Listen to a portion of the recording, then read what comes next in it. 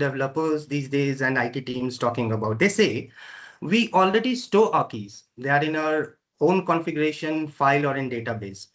Then why do we need a dedicated KMS? Gaurav, if you can also elaborate this. Sure. So, this is the most common misconception we encounter, that it is, and it is very dangerous one also. When you store a key in a config file. So there are a few things which can happen if you store a key in a config file. First thing is that the key is in a plain text. So anyone who has the access to the file system can read the key.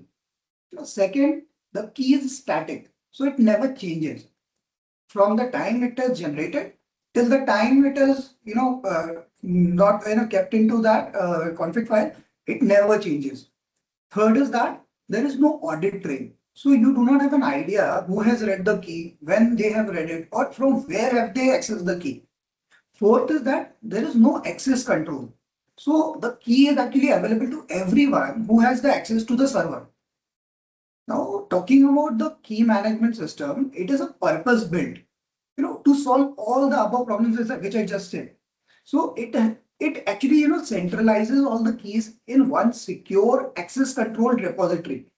Typically, it is backed by an HSM.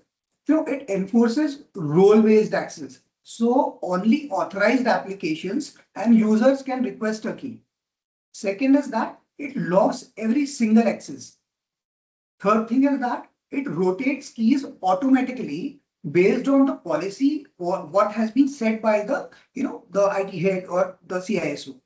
And it integrates with your application through standard interfaces, just like KMIP, REST APIs, then there are PKCS 11 and JCA. So your application don't need to change fundamentally. They just point to the KMS instead of a file. Okay. So configuration file gives you the illusion of the security, while the KMS gives you the actual security. I would like to bring in Harsh. Would you also like to elaborate on this point, Harsh? So I would say that configuration files don't even provide this illusion of security. It is just that what matters here is who is actually keeping these keys and config files. So it's about the perspective.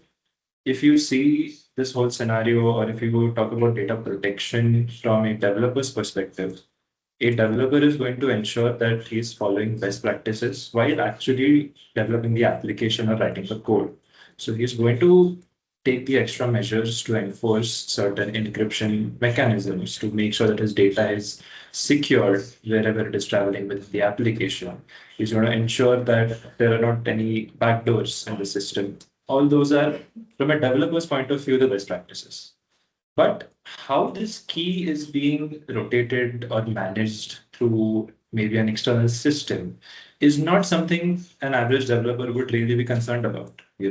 That is something that your security team or your system administrators, they need to bring into the whole picture.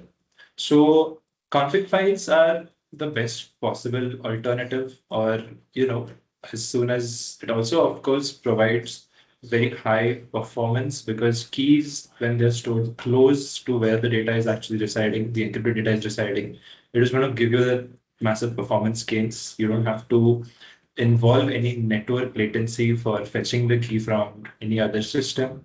But again, as we have seen over various examples in the past also, there's always a trade-off between performance and security. So storing the keys on the same database config file, you're not going to get the security, but you'll get the performance. Storing it externally, you get more security, but there is obviously a performance add-on to be considered. So yeah.